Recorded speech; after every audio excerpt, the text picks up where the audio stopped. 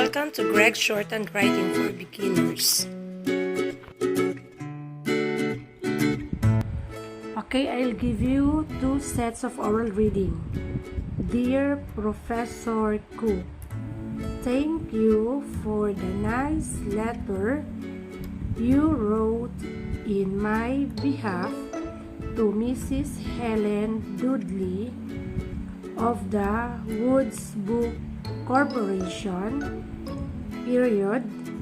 She called me yesterday to tell me that the job was mine and that I could begin work on July 1, paragraph. I am sure that your letter was vital factor in Mrs. Dudley's selection of many from the dozens of people who were applying for the job, period. I assure you, Professor Cook, that I will do my utmost to succeed in this job, paragraph.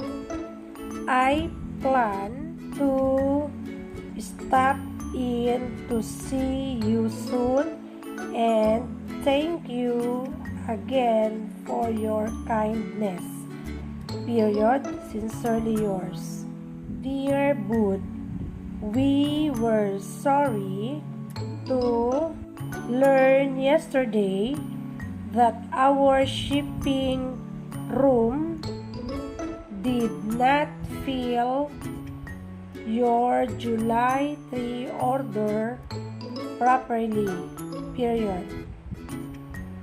I made a note on the order that 100 copies of Mrs. Swift's cooking guide should be shipped to your 5th Street stockroom, but that the bill for $450 should be sent to your home, period.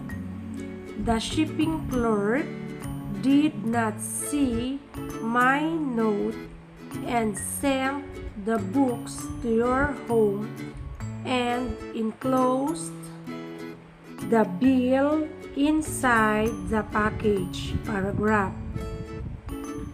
Our truck will pick up the books at your home soon and take them to your stockroom, paragraph. Thanks, Bud, for being so patient with the inefficiency of our clerk, period. Yours very truly.